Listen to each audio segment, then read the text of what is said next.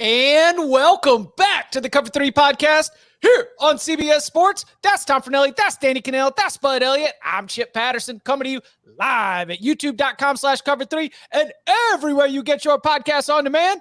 Thanks for hanging out. Smash that subscribe, smash that like, and come and join us in the chat, a.k.a. the Cover 3 Tailgate.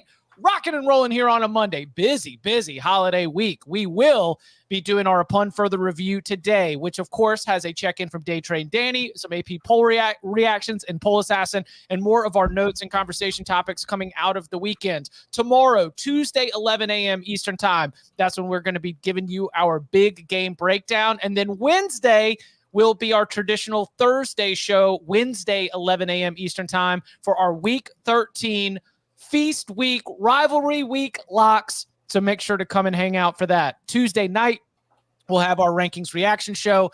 Gentlemen, that is 4 Cover 3 podcasts in a 50-hour window.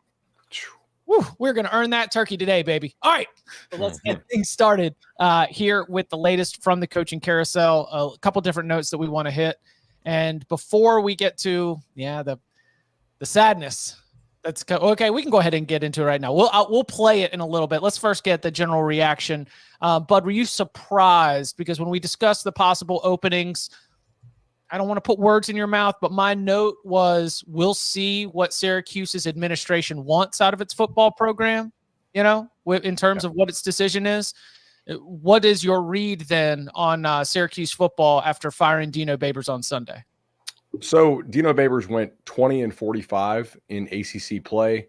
That includes 1-9 during the COVID year. Syracuse was one of the teams that was hit really hard by the COVID year. So, if you look at his sort of non-COVID year record, he's 19 and 36. Mm-hmm. That's not amazing, but that's not really horrendous over 7 seasons. Like, he's almost averaging 3 wins a year in conference at Syracuse. Personally, I don't think you can do much better than that. Mm-hmm. A little bit better, maybe get it to 3.25 as an average. Who in this league does Syracuse realistically expect to be favored over if they're doing well on an annual basis? Boston College. It's the Big East teams. It should look like Boston BC College. And Wake, right? I guess. Wake's been better than him for about a decade now. Yeah. I understand why you made the firing, because I think they wanted to do it last year, and we knew, even though they're not public, there's so many journalism grads from Syracuse, we kind of had a feel for what the buyout was. And this is sort of the shell game you have to play as an AD. Even if Syracuse's AD doesn't think they can do better than Dino, and they might not be able to, right? He still has to fire him, because you have to keep your donors believing that if they just give a little more, if they keep giving, you can get the right coach, you can buy the right player and get over that hump. Even if the AD doesn't believe it, you still got to make the firing, because that's what keeps the dollars coming in. You can't go to them and be like, hey guys, honestly, being in contention for bowl games most of the time, making them sometime, is about all we can do at Syracuse. We took the check to move to the ACC. Now we're taking the losses. The sports landscape has drastically changed in about the last 10 years. This is kind of what we are. That's not going to get donations, right? That doesn't get the checkbook out. So we don't do pretend on this show real well. I think Syracuse probably can do better than what Dino Babers did. Can they do drastically better? I don't really think so, because I think it's more about the program than it is the coach. And you got to keep season ticket sales, and you got to keep donations coming in, which means you got to sell them the hopium that maybe if they just get the right guy, they can be a lot better. This is Syracuse's 11th season in the ACC. They've been to a bowl game 3 times. They have finished with a winning record in conference play once. They've gone 4-4 twice, but they only finished with a winning record once. 4-4 in the Atlantic is like 6-2 in the Coastal. Yeah, I mean, that's Clemson, FSU, NC State, Wake, constantly, and Louisville. But again, it's I don't know. I'm with you, but I don't know what you're realistically expecting from your coaches in this job now that you have moved to the ACC. Like, you were a better program back in the old Big East days, but a lot has changed since then. And even for as bad as Babers' overall record is, he is still currently 4th all time for most wins as a Syracuse football coach in program history. It's not like there is some, I mean, I know Jim Brown played there. I know they have all this history, but it's not like it's some long ultra successful football program. Like, getting to bowl games should be the goal. Now, that said, Dino Babers didn't get to enough bowl games. And I do feel like there's a chance that 10-win season was probably worse for him than, maybe just going 8-4 that season would have been. I think it set expectations a little too high for what could be accomplished there, but it's kind of an identity crisis kind of thing for Syracuse right now, because moving forward, you have to figure out what you are and what you can realistically try to be in the ACC, and not to mention, we don't know how much longer the ACC is even going to exist. So I don't know. It'll be an interesting search. It'll be a attractive job because it is still a Power 5 job. But if you were to rank like the Power 5 gigs from best to worst, it's a pretty good argument that Syracuse would be bottom 5, right? Ooh. Well, No, Washington State and Oregon State are gone, right? So, yeah, they're gone. Yeah, I mean, that's not Power 5 anymore. I'm not going to say bottom 5. Vanderbilt, Duke, those are harder jobs to win. Yeah, but you're going to make more money at Vanderbilt, and you can't win at either place, realistically, given your opponents. I disagree. Duke has won a lot of games through multiple coaches at this point. What about more of an indictment on? I think that's more of an indictment on why I'm okay with this move, because I think the expectation should be like every once in a while you've got to have an 8-win season, and to only have one season with more than 7 and it being that 10-win season, I think it is like, I'm usually on the side of coaches. Like, hey, give them time. We fire coaches way too soon.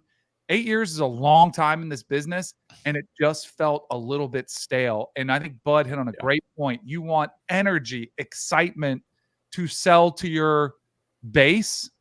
And I don't know if Dino brought a lot of that. I think he was pretty comfortable where he was, and I don't think you'll have to pay somebody much more. You probably could even get somebody for a little bit less than what Dino was making, or around there, and you're going to get some more ticket sales and more excitement. And I think even on the recruiting trail, it helps just to reinvigorate the program. So this is one where I actually think it does make sense.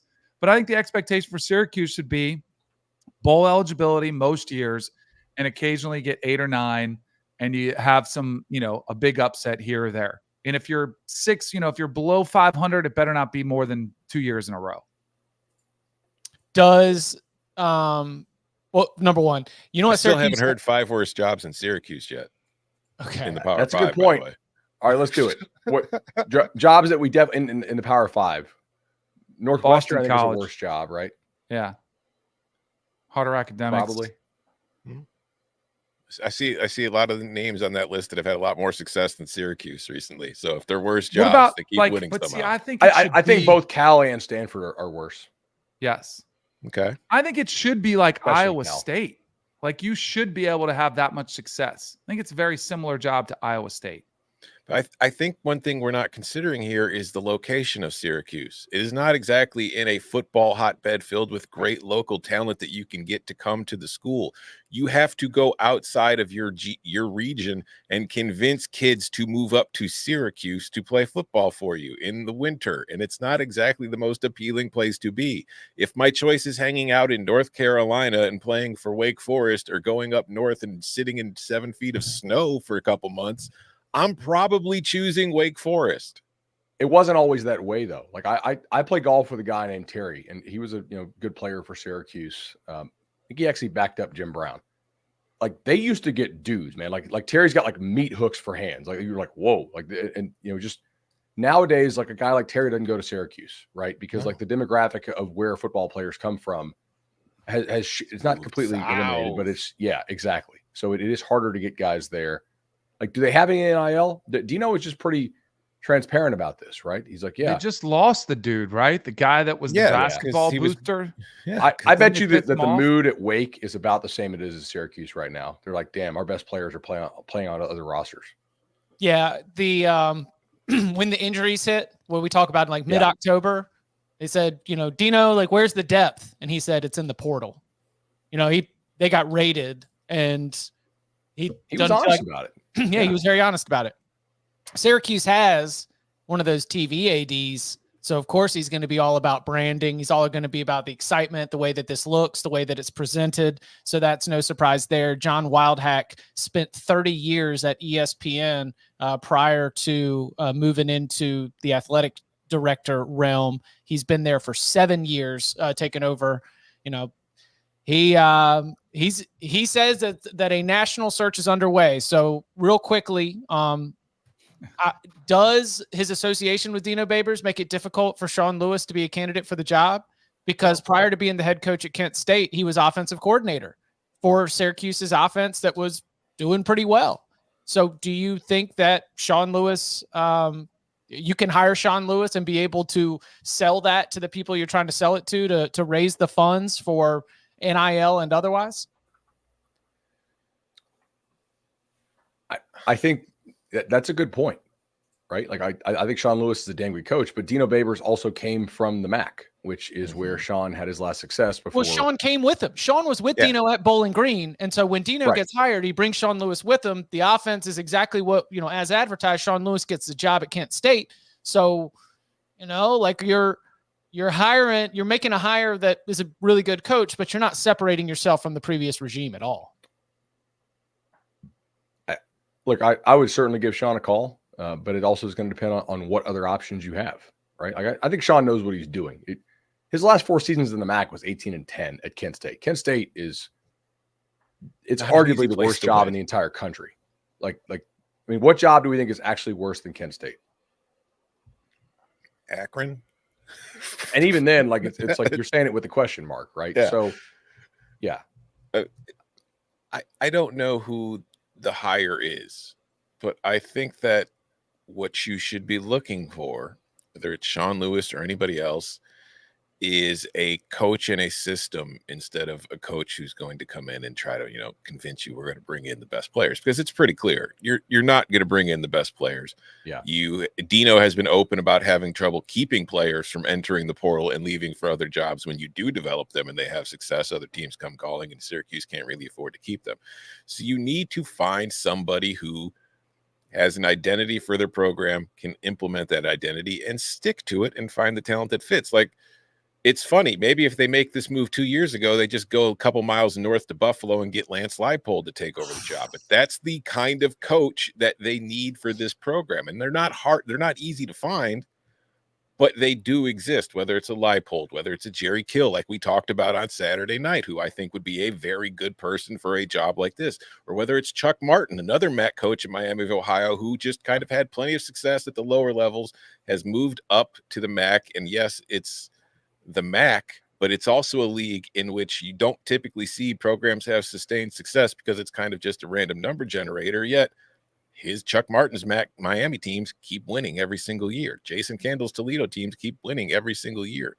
So go ahead. That's one I'm skeptical on, because Toledo is basically like Alabama of the MAC in terms of resources. Like, Candle botches games with a major talent advantage. Mm-hmm. He's kind of like I would rather have Chuck Martin than Candle. Yeah, like I would rather have Martin. No doubt, because I have no idea if Jason Candle can coach without a massive talent advantage. Mm-hmm. Chuck Martin, I don't think he'll get it because it's not sexy, right? Like, Miami, Ohio does not play a real sexy brand of ball. Although this year, when they had Gage and they had the quarterback, it was better. Sorry, I didn't mean to interrupt you. I was just like, I've seen Candle on a number of these write-ups. I'm like, what evidence is there that he's a good coach without a massive talent advantage? I'm sorry, the Mario of the MAC. The Mario of the MAC is going to stick. That just sounds Mario of the MAC. Mario of the MAC. It is. I've been kicking that around in my head a little bit. No, that's a good one. I'm glad you let it out. I've also seen Dan Mullen floated as a possibility for this, and I know that he's from the Northeast, but if Dan Mullen's not interested in Mississippi State, I don't think he's going to be interested in Syracuse either. I think Dan Mullen, if he comes back, is looking for a higher profile gig. But it's just, it's a situation where you need a program builder in there, somebody who knows what they're doing, has proven, success at other places, and can come in and just establish some kind of foundation which you can try to build on. What do you think about the Holy Cross guy? Like, do you make this move now because you don't want him to get hired by Boston College? Is it Bob Chesney? Yeah. I'm not super familiar with his program, but I know he's had success at Holy Cross and he's familiar with the Northeast. So yeah, he seems to have that like Leopold vibe where it's like everywhere he goes, he finds a way He to wins. win. And those guys kind of stick. And if I'm hiring for this job, I don't want a guy who's like, oh, look at his track record when he has a massive talent advantage or when he has a super special quarterback. Like that's not going to translate to Syracuse, I think. Man, it is not sexy to talk about coaching searches at the have-nots. No, it ain't. Like we got Al Golden is another name I've seen out there. Like that want to get you fired up to buy some season tickets and donate. No. He's a Northeastern guy. He could. He actually, I will say this. He won at Temple. He was the first guy, wasn't he? Yeah. He won at Temple. Miami behind the scenes was a disaster when Al Golden was there. Like Al Golden, I don't think did an amazing job, but he also, I'm not really sure how many coaches would have done a great job with what was going on at Miami when he was there. They also like okey-doked him with the sanctions, remember? Yeah. Like he took the job like a week later, like, surprise, sanctions. Nevin Shapiro just bursts out of the wall. Yeah. Like, will he coach in a shirt and tie? It's kind of his brand. We used to have a bit on Tomahawk when I ran Tomahawk Nation of, it was like we would, after every loss, it would be like Al Golden handing you the keys for your Enterprise rental car. And we had a Photoshop behind the counter, but then it was like Al Golden handing you another L. It was quality. All right. One last time. I mean, we got to play it, right? Yeah. Yeah. It's all right. Close your eyes for me. Visualize this. You're in the Carrier Dome. The house is filled. The feeling is electric. The noise is deafening. You have a defense that is relentless. You have a special teams that has been well coached. You have an offense that will not huddle. And you have a game that's faster than you've ever seen on turf. Open your eyes. That's going to be a reality. That's going to be Syracuse football.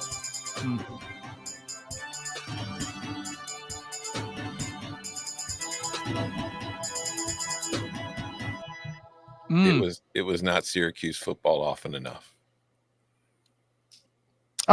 Jordan in the Cover 3 tailgate was asking, was that a pregame speech from the video board? That was actually from his introductory press conference.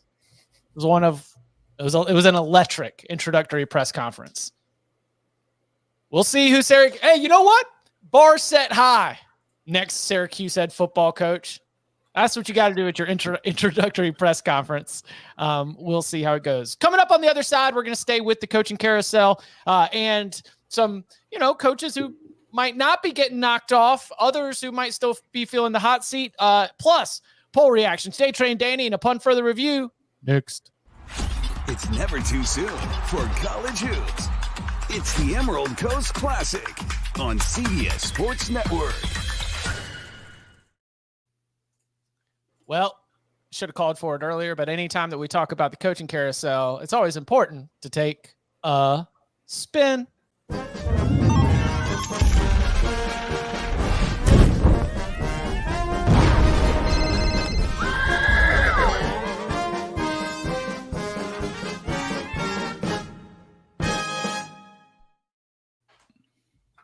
So Sam Pittman not going to be knocked off. Not this year. Athletic directors can change their mind, but Arkansas made an announcement making it official. They had told the team that Sam Pittman will be back, which sets up for a very interesting 2024 for the Arkansas Razorbacks and really an interesting next month, 2 months. As the transfer portal, the early signing period, the scrutiny that will be applied to this Arkansas program is going to be high heading into next season for Sam Pittman. Danny, were you, if you were put in the position of being Arkansas's athletic director, do you think that you would be following the same kind of game plan? We've never done this before, and we're still going to do the full episode, but this is one of my buys. So that this is pre-market. This is a pre-market trade. And I actually had a little video of why I do like it. Jordan, do you have it ready? Can you give it to me? The host of this party was going to be serving up today. What's the drink of choice tonight? Well, you know, I'm not promoting it, but I like some old cold beer. I think I'm going to have one. I'm not promoting it now. Enjoy it, Coach Pittman. Thank you. Go Hawks. How does Sam Pittman celebrate being bowl eligible? Well, I believe I'm going to have my old cold beer. And that's kind of what I like to do, you know. Do you need any company? Anybody want to come, but bring some, you know what I mean? Thank you, Coach. Go Hawks. All right, so I actually am good with this move. I'm actually buying it because Dino was 8 years. Sam Pittman's only been there 4. And this is his worst year by far. You did have the season that was a little bit of an outlier with the 9-4 season back in 2021. Last year, you got to bowl eligibility 7-6. You're over 500. This season's come apart, right? Loses Kendall, brings in Enos, doesn't work. It's just kind of come off the rails. I still think the players are responding to what he wants to do, and maybe, just maybe, do we have a chance? Because we said, what are the realistic expectations for Syracuse? Do we have an athletic director who understands what the expectations should be for their head coach? Interesting you asked that. I would ask you this. If they had to make a change, does Hunter Urasek get to make that change? Because he also hired Morris, who was a drastic failure. I know he's well liked there, but I think this AD is pretty tied to the success of Sam Pittman. Right? I mean, that's, does he have warm beer if they lose? That's awesome. The whole selling point on Pittman was that he was going to be Arkansas's Dabo, right? A non-play caller, vibes guy, understood good relationships in the coaching industry, would hire good coaches. First time around, I think he did that. Then you lose Bryles to Arkansas, maybe a little meddling with the offense last year, depending, and you make a really bad hire in Dan Enos. And we didn't second guess that. We first guessed that on this show. And I think a lot of smart people in football were like, all right, what's happening here? If Pittman's whole pitch is, hey, I'm going to hire great coordinators, and I'm going to make sure the vibes are good, I'm going to work the boosters, and then you hire Dan Enos, what are we doing here? That's just like hiring your buddy. And Enos is not a good offensive coach. He might be a good quarterback coach from what I understand, but coordinator, terrible. So I guess you give him a second shot if you don't have somebody in mind. But I thought Trey Biddy of Hog Sports had a great column. If you guys haven't read this, I know you have, but I'm talking about the audience haven't read it. Really worth reading. Trey's generally like the stone cold nuts on Arkansas. If I want Arkansas stuff, there's one guy I go to. And I thought he's like, look, man, if you're going to keep Pittman, you need to open up the checkbook, big time money for an OC, and you need to buy real impact players out of the portal to keep this thing going. You can't keep Pittman and go cheap. He's like, look, if it's a money thing, then you need to ask, should you be in the SEC? Which honestly is a question I've asked too. I don't know. The money's great, but if you're a fan, it's not great for you. You don't get any extra benefit because your assistant AD makes $260 instead of $190, right? You're still taking a lot more L's on the field. You're not actually competing for any kind of SEC title. If you're Arkansas, who do you think is happier? Texas Tech, which is going to have a real shot to win the Big 12, or Arkansas, which has they're just trying not to finish second to last. I don't know. So we'll see what kind of coordinator they can get for him, and we'll see what kind of guys they can get out of the portal. But whatever. Yeah, but I mean, don't say it. Tom. I'm such a nihilist on this stuff. You take the checks, take the losses. In all likelihood, they're going to finish 4-8. They'll probably lose to Missouri, but they might beat Missouri. That's the thing about this move. I expected Pittman would be fired after the season. I don't know that keeping him is the wrong decision, just because I didn't expect it. I think there are strong arguments on both sides in that it's the worst season. You don't want to overreact. If you look at them, 5 of their losses have been by 1 score. There was the home loss to BYU, which you shouldn't lose, but it was a 1-score loss. You lost at LSU by 3. You lost at a neutral site to Texas A&M by 12, but you lost at Ole Miss by 7. You lost at Alabama by 3. You lost at home to Mississippi State in a game in which I think the players were throwing a coup over the aforementioned Dan Enos, in which they clearly were trying to send a message. It's so they've it's not like this is a team that's been getting blown out all year or is truly super far away from at least being more competitive on the field next year. So there is an argument to be made that if you change the OC and you hit the portal and get some key players, you can be, 7-5 next year, which I think is realistically in the new SEC. If you're Arkansas, let's be real, that's kind of what you are. It's not all that different from Syracuse. I know that we talk about these programs differently because they're in the SEC and the SEC is the greatest, but the SEC also has mediocre programs just like everybody else. And I think Arkansas is kind of in that territory. And if you look at their schedule next year, like, how many of these games are they favored in, no matter who's the coach? They've got their non-con games against Arkansas, Pine Bluff, UAB, and Louisiana Tech. Bang. And Oak State. And you've got Oklahoma State on the road. You're probably not favored there. Neutral side against A&M, probably not favored. You're at home against LSU, Ole Miss, and Tennessee and Texas. Are you favored in any of those games? No, but I think you expect to win at least one of those. Like, Okay. the names I'm not hearing so far are the most important names to me. Alabama, Georgia. Yes.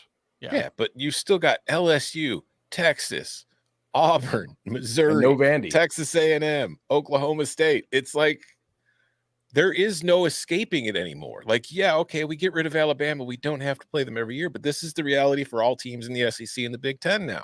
They voted for it. Yeah, They you voted to don't bring in Oklahoma and dodge. Texas. You're going to dodge a couple teams, and then you're going to get hit over the head just with the other teams. It's like the best teams in the league are going to be on your schedule every year. Maybe not all of them, but at least two of them.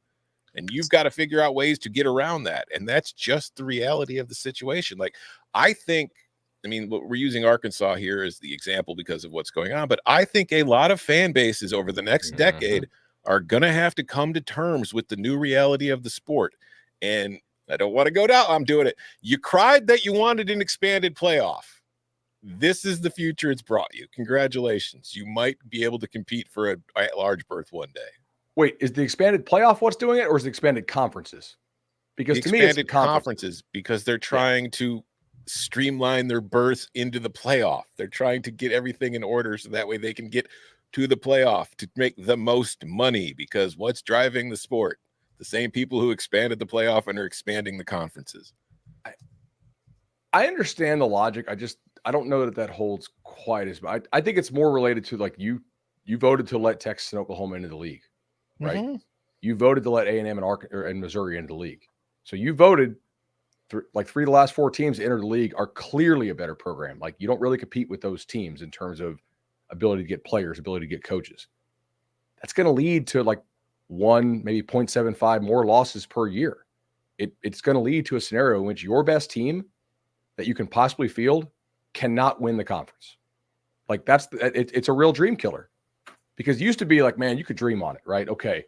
Hey, like, whatever, that South Carolina team that had Alshon Jeffrey, had they not run into Cam Newton, like, could they have won the conference? I still say no, but like now it's definitely a no, because the best team to come out of that league is just going to be so much better than it used to be. Like, there's 7 teams in the league now. I don't think the best possible team that money can buy, unless we get a salary cap, have any shot of winning the league. And Arkansas is one of them. So I wonder, like, at what point do fans get turned off by this? To take it local, yeah, I got you. To take it local, a little bit less big picture and nihilistic. I thought that Biddy made a great point in his column that the 1-score losses do show, how close things can be. But he also identified 3 specific spots that showed incredible shortcomings of this coaching staff. 38-31 at home to BYU, 7-3 at home to Mississippi State. And then coming off the win against Florida in Gainesville, the team looked, his analysis, and I agree with it, unprepared to go up against Auburn, and Auburn wins 48-10 at home. Auburn that lost by 21 to New Mexico State. I put that Mississippi State loss on Pittman, by the way, because I think those players with their play were basically protesting Enos. Yeah, that's but I mean, like, it looked like they quit and they were trying to get him fired. So you look at those 3 results, all at home, all a poor reflection. Like, that's where this thing has to get cleaned up, because those games should not have gone that way. And you figure out how to flip that. I mean, you're bowl eligible, right? We're not asking a lot from you to be able to win those games against those teams at home.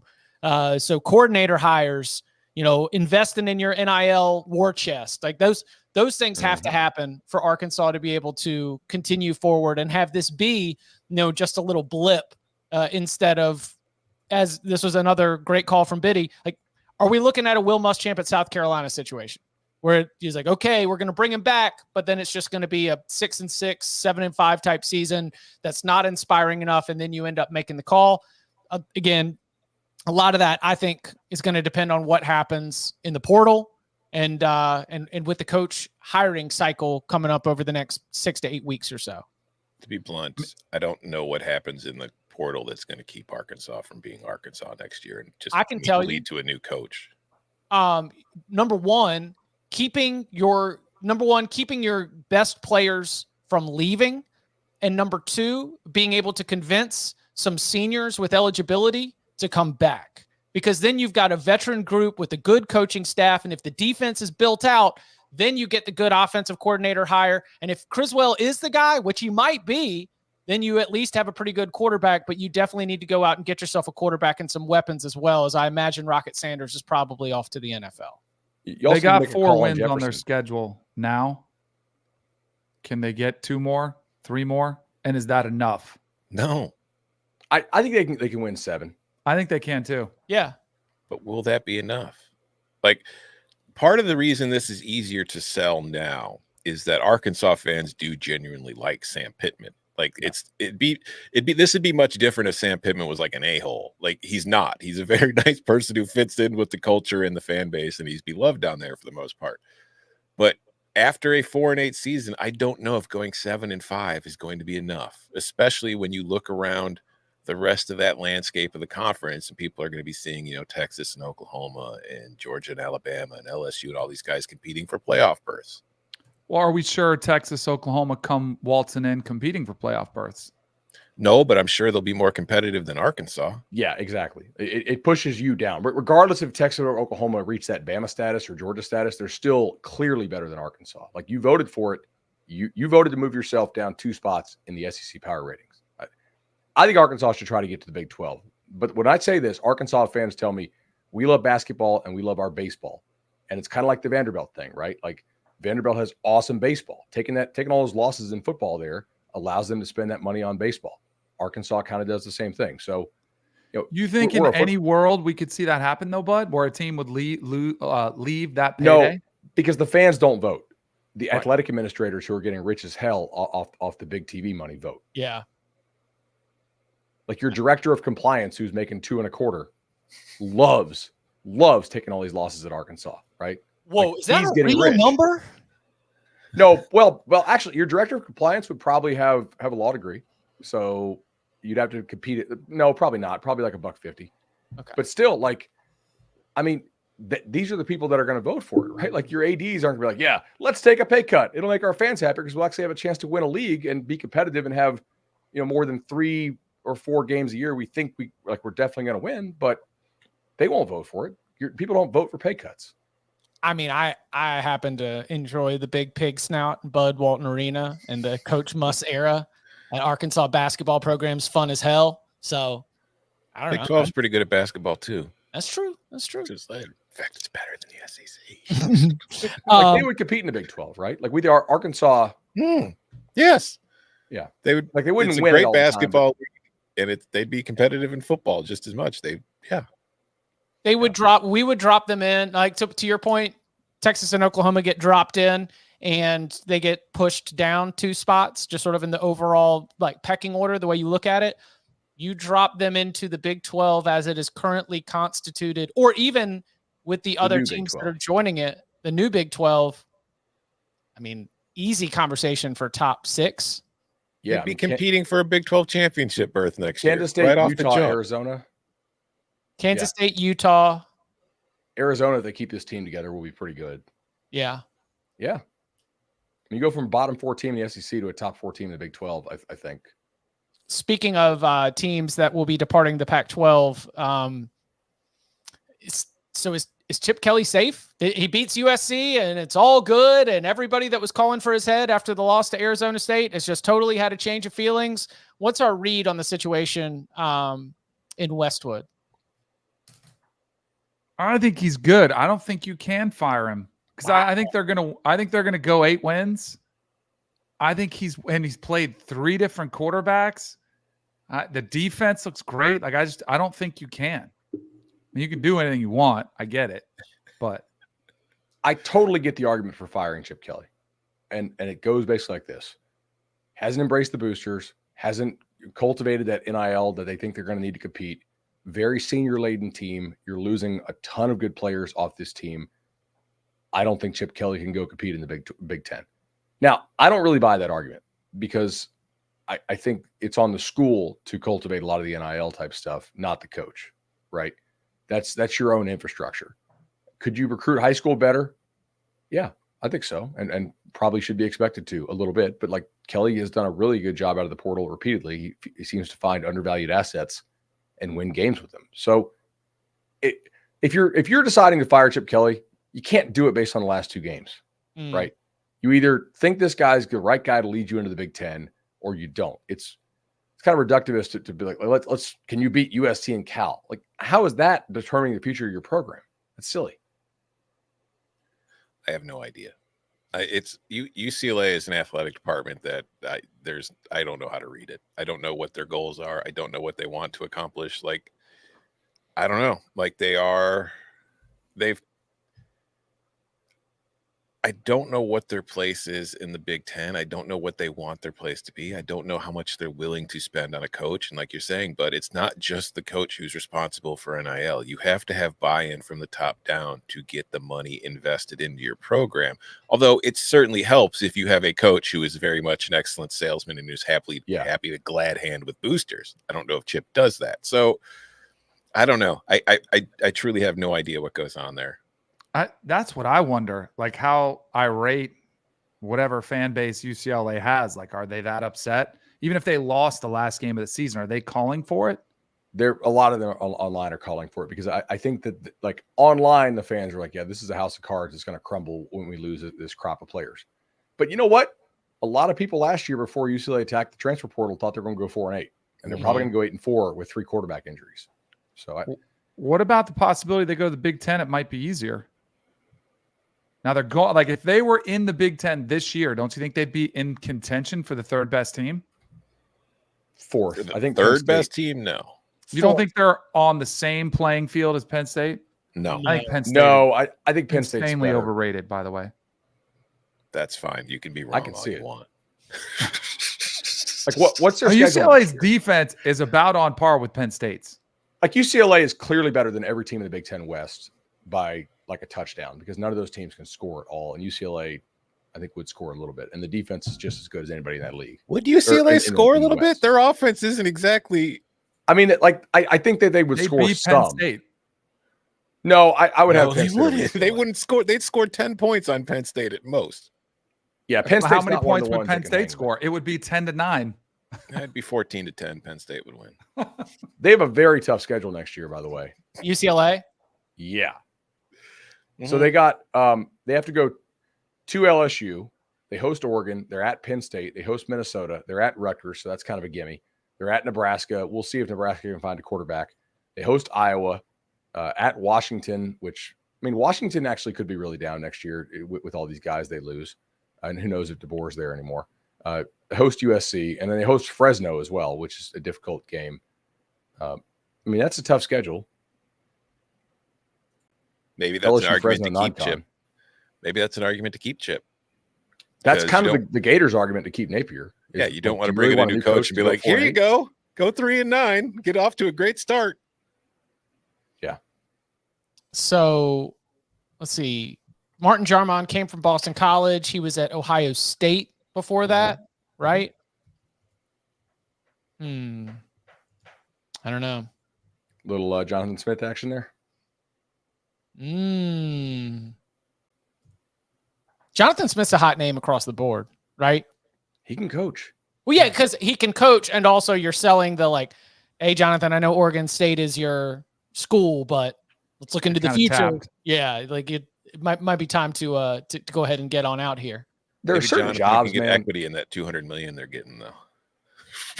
There are certain jobs if you win at, especially if you don't have some elite quarterback, if you win at like a place like an Oregon State, I'm just going to stamp you as like knowing what the hell you're doing, because we've seen what bad Oregon State looks like, and it is dreadful. And it's not like Jonathan Smith has had a great quarterback there. I mean, their quarterbacks are kind of somewhere between average to bad, and they still win a whole lot of ball games. Like, he knows what he's doing, so stamp him. Yeah, his quarterbacks, as in he's used multiple quarterbacks in each of the last 2 years. Yeah, like I'm very mindful of, are you hiring a guy who just had like the best quarterback in school history type thing? Right. A&M is probably pretty mindful of this too after what happened with Jimbo. So, like the fact that Smith is winning without a great quarterback. Same thing with Leipold at Kansas. I mean, he gave Kansas State hell for like 3 quarters on Saturday night with a third stringer. I will say, I'm not saying this about Jonathan Smith because I agree with you, but there are a lot of Nebraska fans who might push back at the idea that if you can win at Oregon State, you could probably win anywhere. That was Mike Riley, right? Mm-hmm. Yeah. He won with plenty. Well, they fired a coach making 9 wins a year, which wasn't the smartest for Nebraska either. A lot of things were mishandled. Yeah, I was going to say, but by him too. Yeah. Right. Exactly. Coming up on the other side, let's hit the trading room floor and check in with Tradin Danny. Plus, upon further review, our thoughts coming out of the weekend and some notable injury updates, especially at the quarterback position, maybe some reactions to the new AP poll and more. Next. The Scudetto, where the soul of Italy meets the pinnacle of calcio. Catch Serie A on CBS Sports Network and streaming live on Paramount Plus. On Mondays, as soon as trading opens, we got to hear from our number one analyst. Check in with Tradin Danny.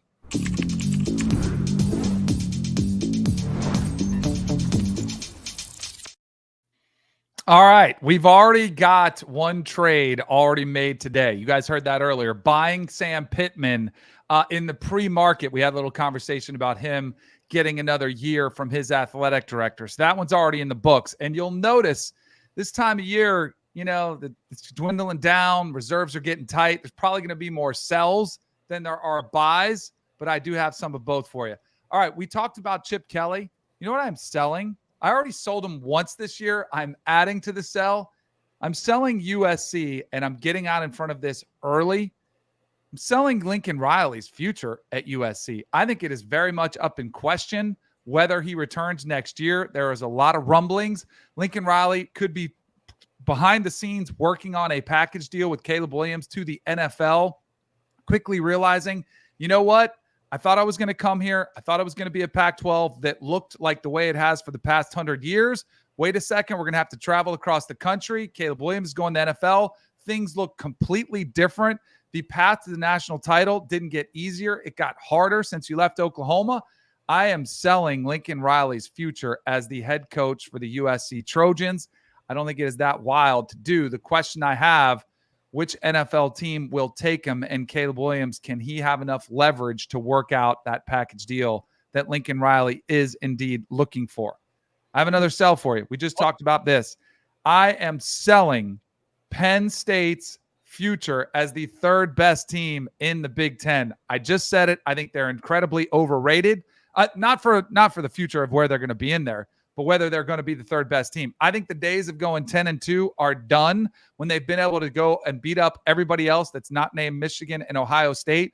Drew Aller, came in with so much hype and expectations, continues to underwhelm with what he's able to do. The 10-2 years are done. Welcome to 9-3, 8-4 for the Penn State Nittany Lions there. Tom, you going to counter? You going to fade that? I would fade that. I do think Oregon steps in and is better than Penn State right away. That I will not argue against. I just think you are. And Michigan? Wait, what? And Michigan, right? Oregon better than Michigan? I expect Oregon to come in and be better than Michigan. Yeah, I think the roster building behind the scenes Oregon's doing is better than what Michigan is doing. That's why I think Harbaugh. Talk about some stock buying. I've been hearing it out of Bud's corner. Boy is buying up duck eggs left and right. I'm going to push back that Oregon will be in better shape than a Michigan team that might be on the verge of its third straight conference title and playoff berth. But I'll let you think that if you want. Penn State. I think, Danny, you're overreacting to Penn State losing to Michigan and Ohio State. if you've watched Penn State against anybody else that's played on its schedule this year, it has been much better than every opponent it's faced. I still think it's pretty good. I just think they have an Ohio State and Michigan problem, which most teams in the country are going to have. I think the gap between Michigan, Ohio State, and everybody else in I think the gap between Michigan, Ohio State, and Penn State is like this big. And then there's a gap between Penn State and everybody else is like this big.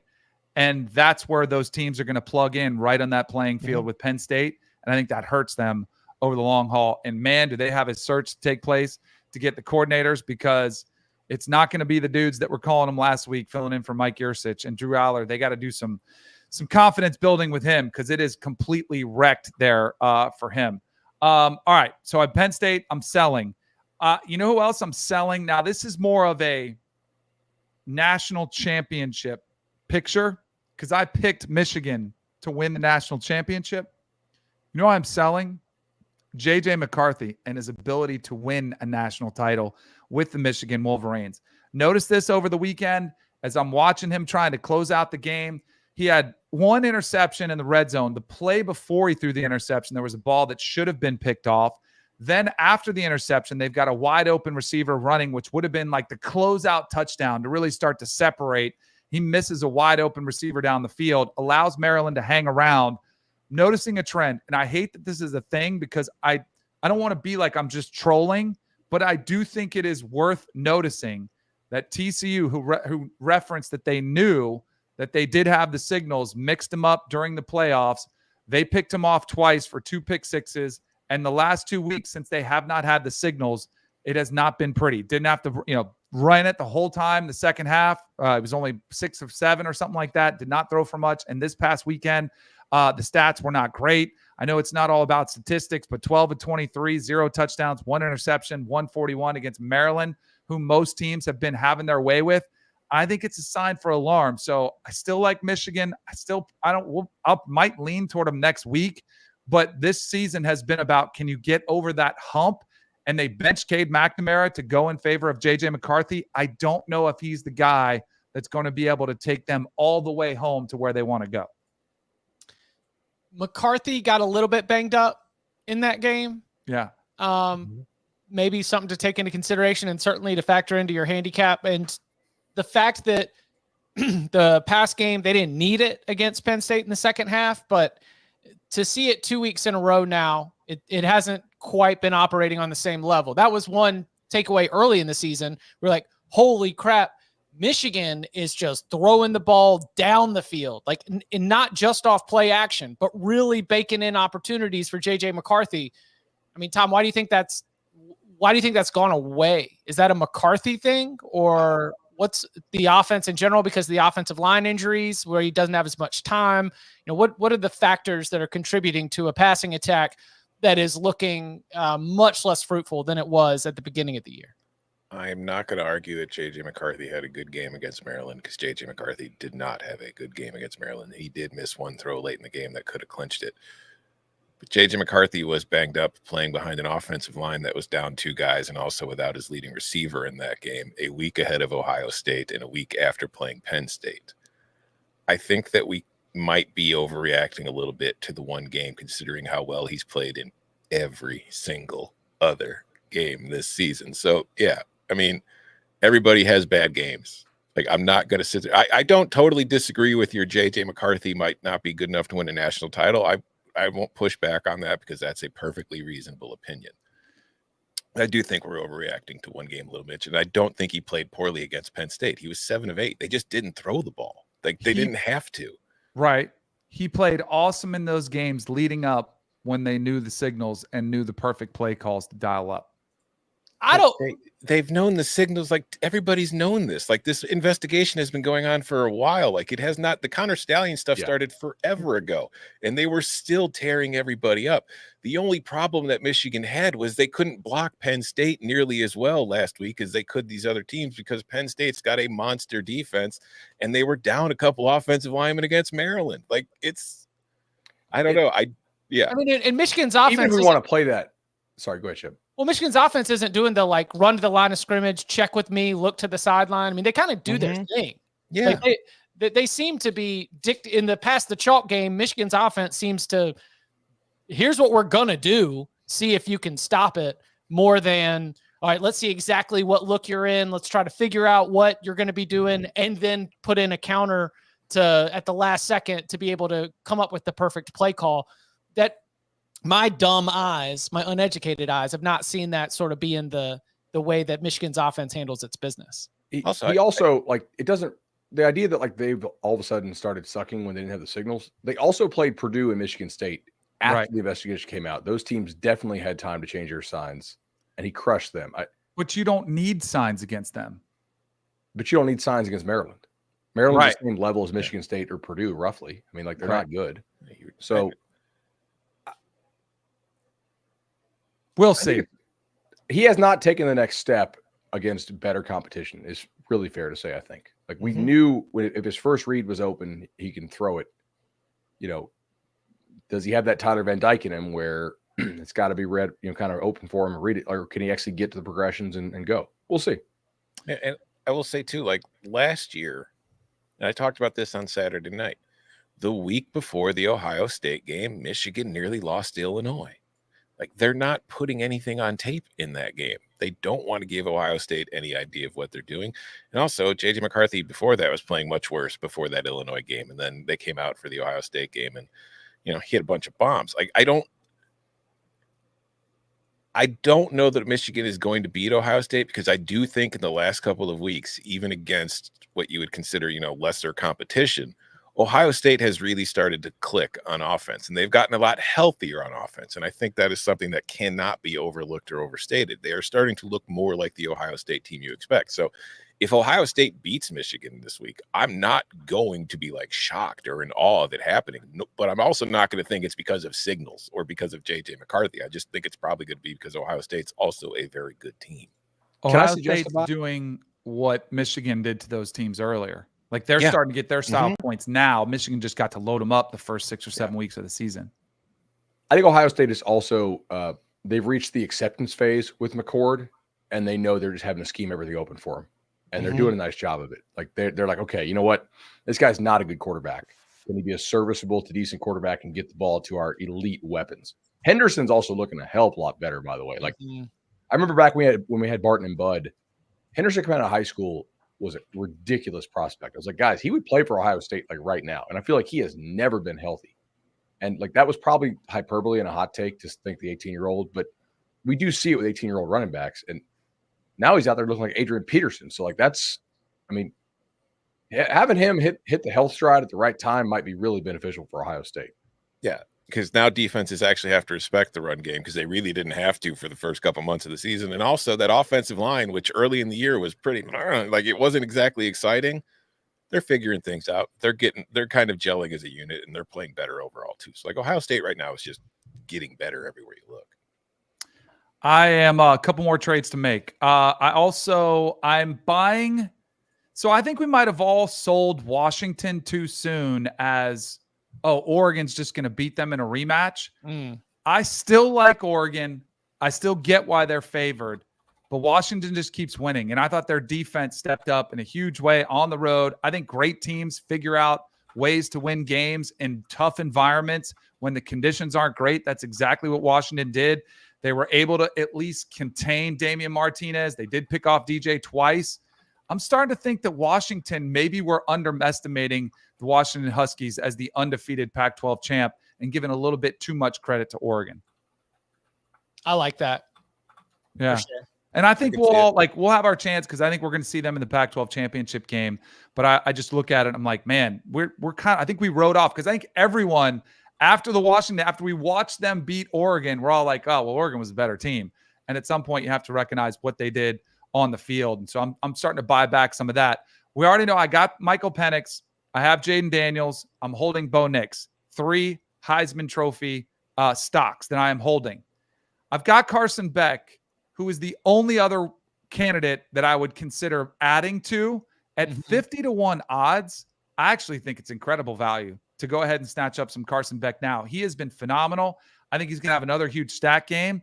And then he's going to have the opportunity in the SEC championship game that the entire country is going to be watching.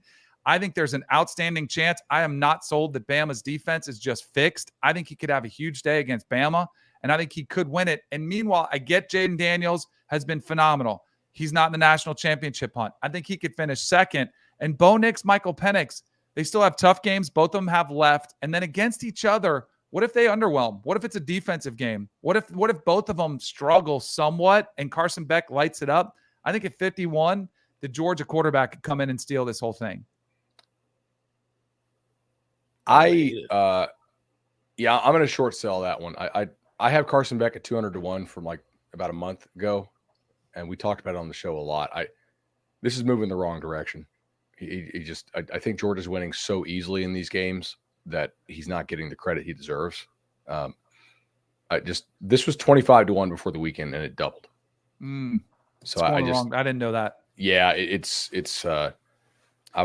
needed those dang straw polls. Yeah, exactly. So he's lacking the moment is what he's lacking. Basically, yeah. Because they haven't had close games except for the Auburn game. Right. You know that Georgia, their average spread in the road games this year is 20 points. Man, that makes sense. I mean, it's Vandy, Georgia Tech, Auburn, and Tennessee.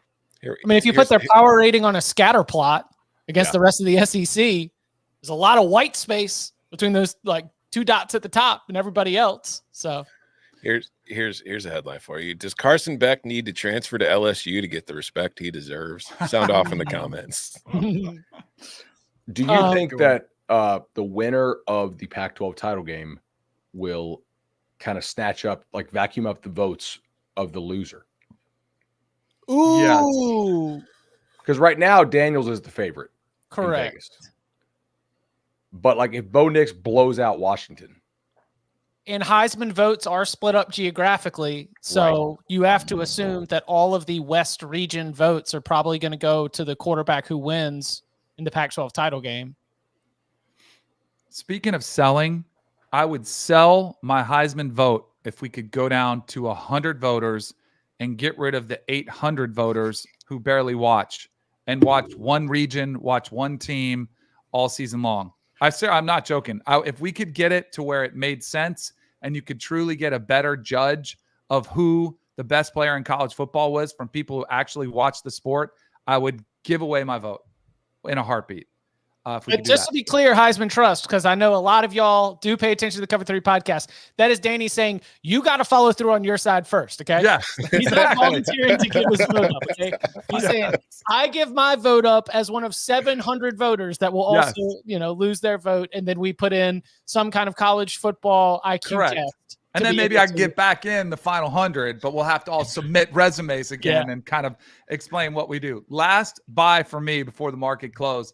I am buying Tate Rodemaker as a quarterback for Florida State who could achieve everything Florida State could have with Jordan Travis. Let me explain. I think Florida State was tapped at where they could possibly go this season, and I think it was the playoffs. I think that was the pinnacle for Florida State. I do think there was a limitation on this roster to go toe-to-toe with the likes of Michigan, Georgia, the elite teams of the country. But I still think Rodemaker can take Florida State to the playoffs, and I think he can take them undefeated past Florida on the road through Louisville. And for people that think he's a different style of quarterback, he's not quite as electric as Jordan Travis, and he clearly doesn't have anywhere the experience or leadership, but he still is a really athletic quarterback who's got a cannon for an arm. And we've seen him twice now come off the bench, once in a much tougher position last year against Louisville on the road. Than it was this past season or this past weekend with Jordan Travis, going down against North Alabama. I know the game was tight, but he stepped up huge. But I still think Tate Rodemaker can take him. And I am selling anybody who says Florida State, undefeated ACC champ, is not getting into the playoff. That is complete hogwash. If they win out, they are in. It doesn't matter if the fifth string walk-on is playing quarterback. They're in if they run the table. They deserve to be in. No, they will be in. They deserve to be in. They will be in. They 100% will be in if they run the table. The more I think about it, I think Danny is probably right on this. Like I was looking at some of the updated playoff odds. And you're talking about the Tate side, right?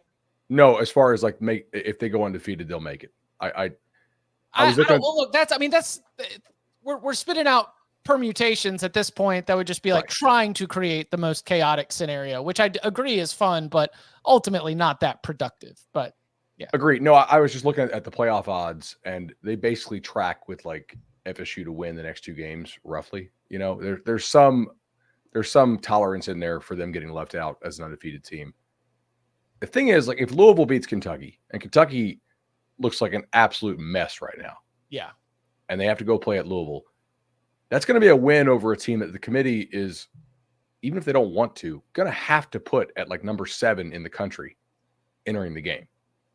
So then I know the committee doesn't really follow its logic from week to week, but it will be pretty stark if they're like, yeah, you guys just beat the number 7 team in the country to go undefeated and win your conference, but you're out. It's going to be a weird argument to make. Can I Not one that I think they won't. They could make it, but can I sell something, Danny? Yes. I wrote about it this morning. Ooh, okay. Oh boy. While we're on the topic, I am selling the lie that we were sold to begin with.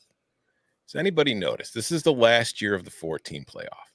We enter the final week of the regular season in a scenario in which 9 teams have a legitimate shot to be one of the 4 teams in the playoff.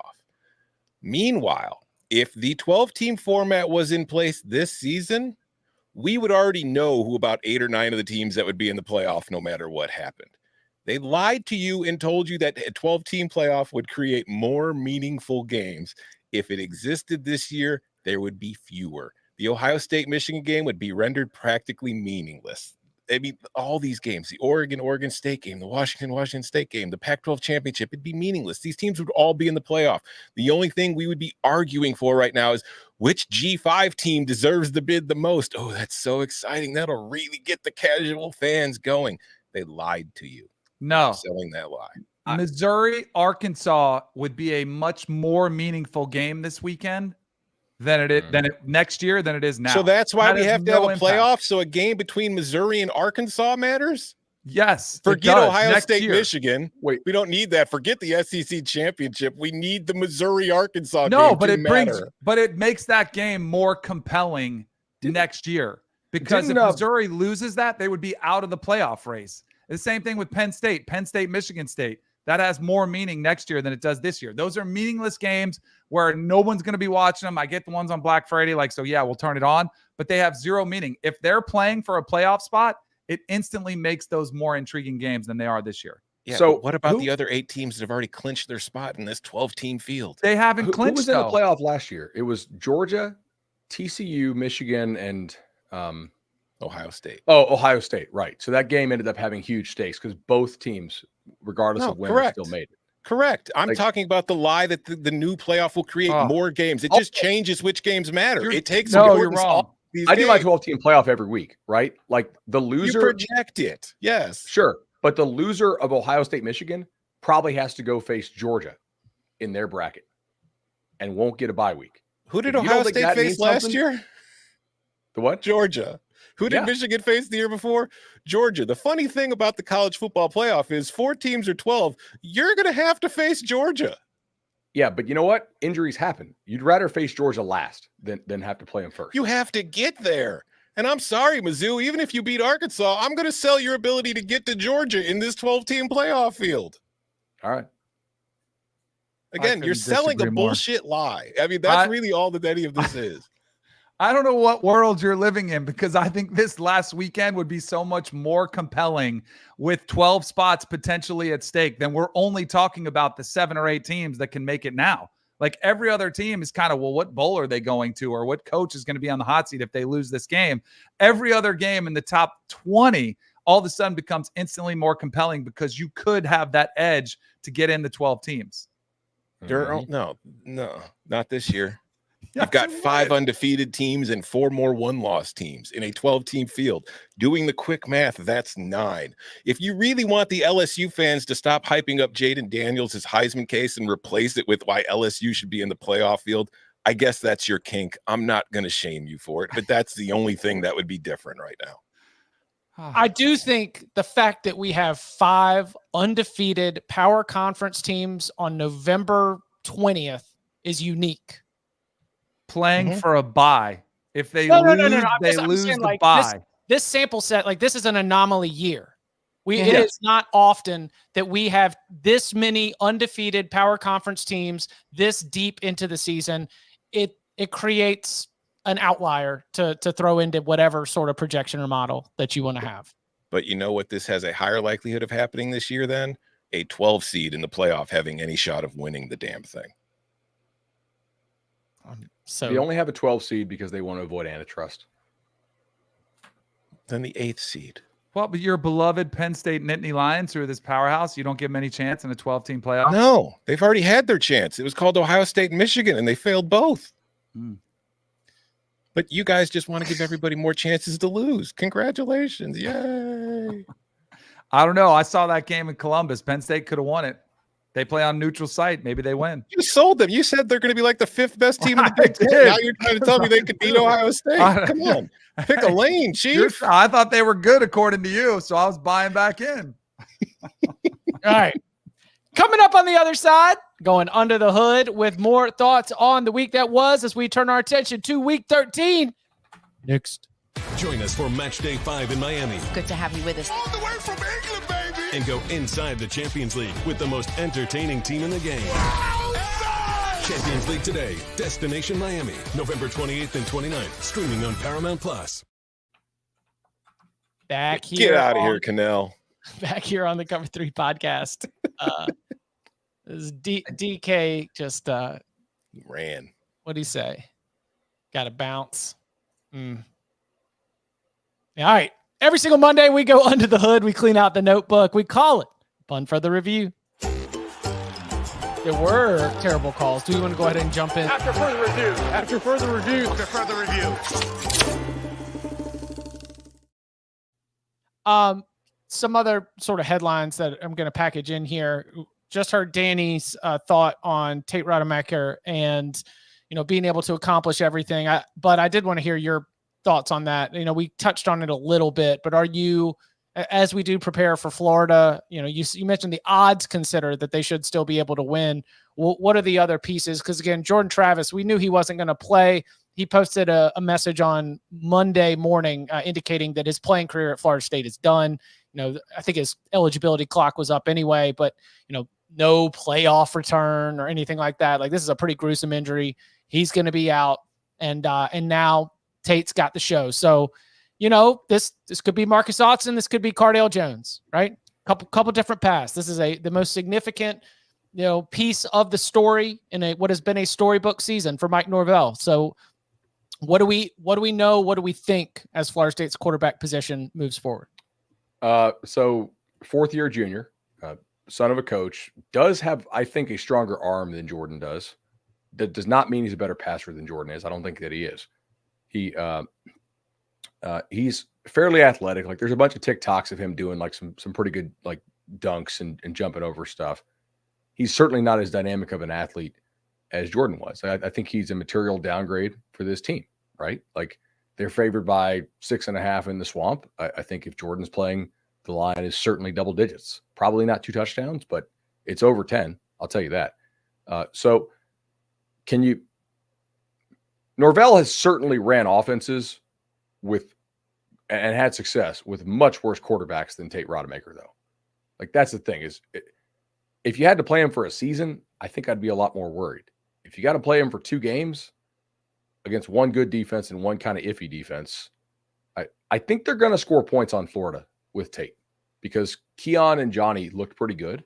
Now, they had some drops, but in terms of moving the ball around, how they moved around, I thought they looked pretty damn good. Benson's been fairly healthy recently. And this defense, look, let's just say it, right? This defense does have a pretty good amount of talent.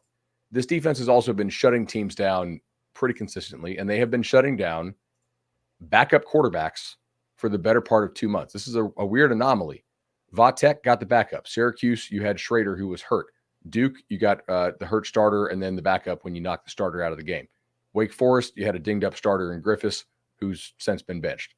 Pitt, you got the backup. Miami, you got the backup. So, and then you played the quarterback in North Alabama. I have concerns about Florida State's defense playing like a real competent passer. But then I say that, and like nobody has even come close to doing what they did to Jaden Daniels. So like maybe I shouldn't have those concerns. They have like legit NFL players on the D-line who will have to come up big. Florida might be without both starting tackles. Hey. Austin Barber did not play, and then Damian George got rolled up on and was not like close to coming back in that game from when I was watching him on the sideline on the TV copy. I mean, if you think Florida State's going to go in the swamp, it's basically Rodemaker, hit some shot plays. I generally trust Norvell to scheme up some points. And hey, Jared versus Pat Payton. It's a money day, right? Go feast on some backup tackles. I think Florida's D-line will present FSU some problems because FSU lost their center, Maurice Smith. Norvell today in his presser said he's optimistic he'll be back, but we don't really know, right? And it's UF's backup quarterback as well. So we'll see. Like, man, being in this state, like Norvell and Napier and Mario don't botch games every week, right? But it does seem to happen like at least once a season where like they have like the WTF moment. Norvell probably has one of those like every 18 or 24 games, which is more like what a really good coach does. So I have general confidence that he'll probably have a pretty good plan for Tate and outcoach Florida. We'll see. It's a hard place to play, and I'm sure FSU doesn't want it to be a night game, but it is. Tom, you got thoughts on Florida State's quarterback?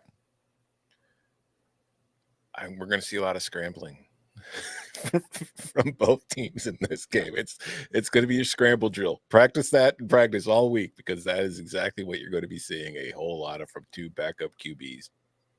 And good wide receivers. Just check it up there, dog. Yeah. On both sides. On both sides, actually. Like I think this is the second best receivers that FSU's seen so far this year. Mike Norvell. Wilson and Pearsall are good. Mike Norvell said it was the best they've seen all year. I mean, look, LSU was a long time ago, but Florida's receivers are those are a discussion that's actually ongoing right now in the Cover 3 college football workroom. Like, you mean the team that has 2 Biletnikoff Award semifinalists?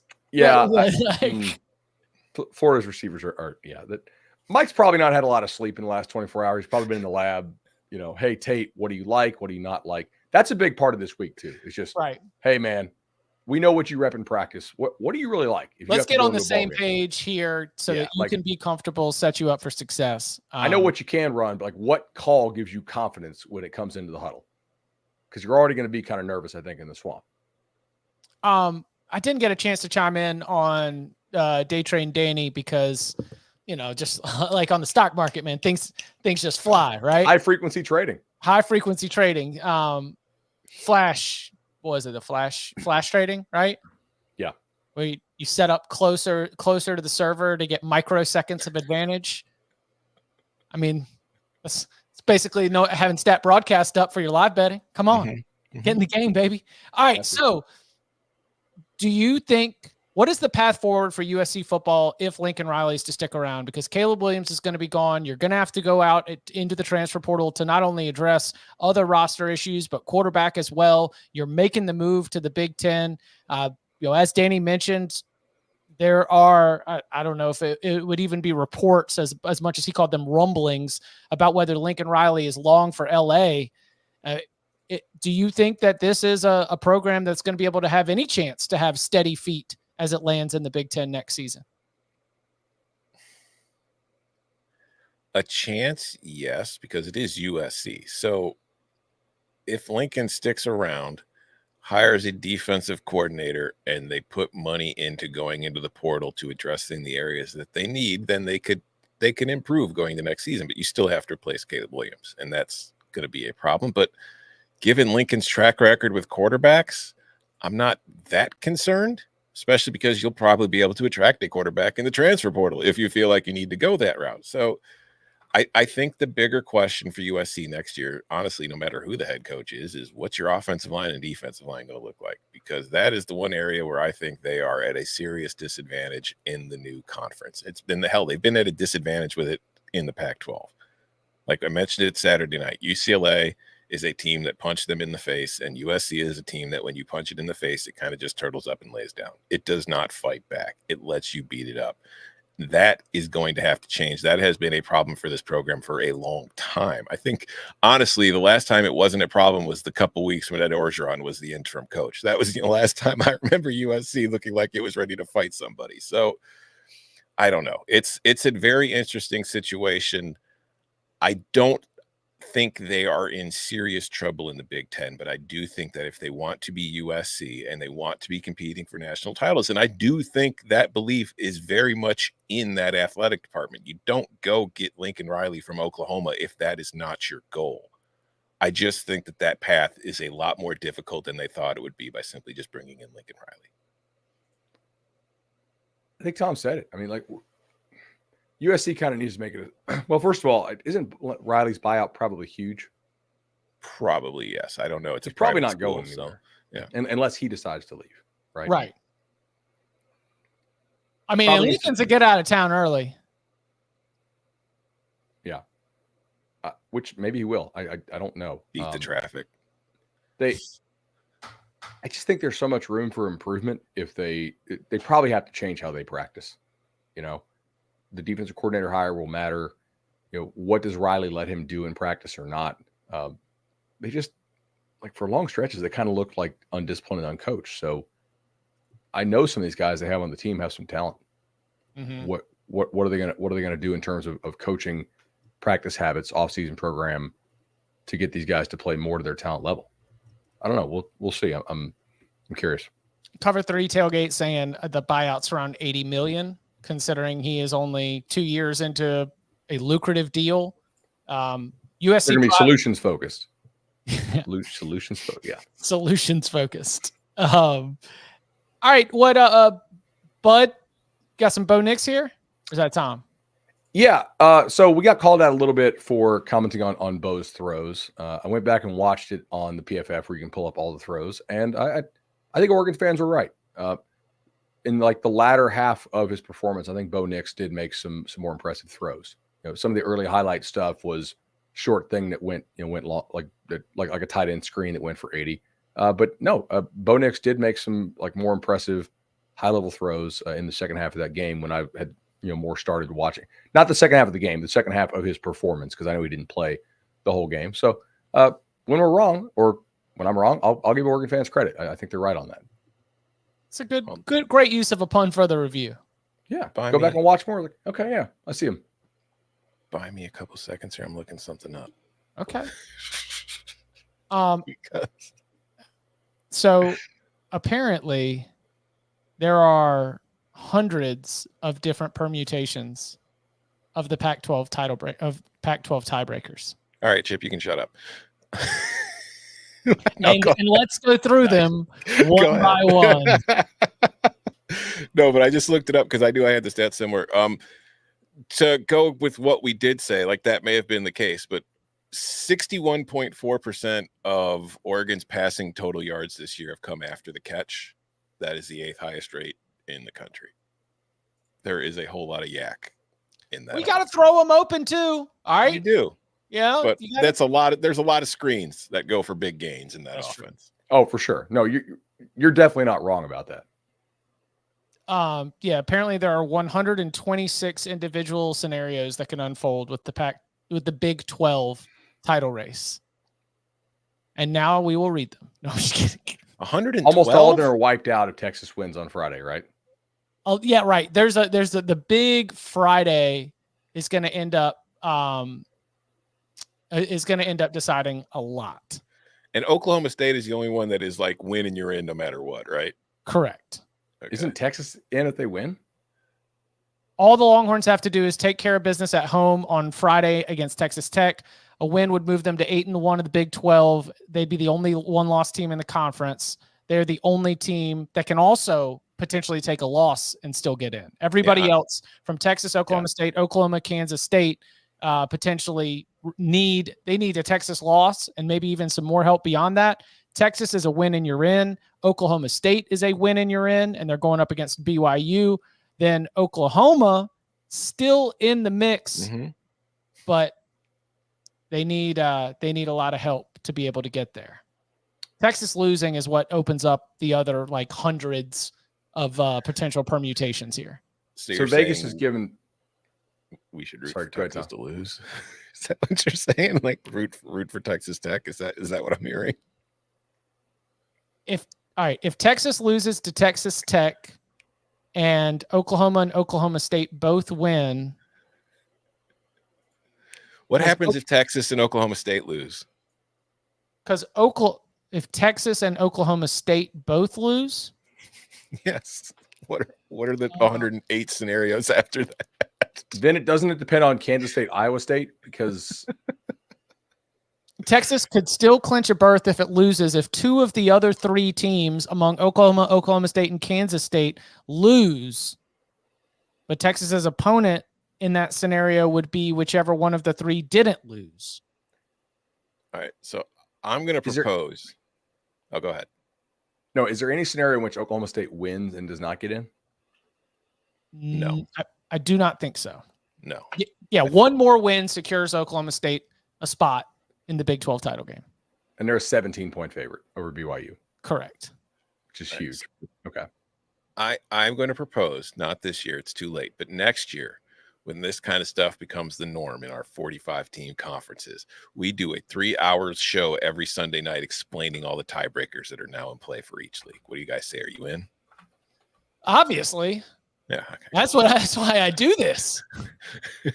Come on.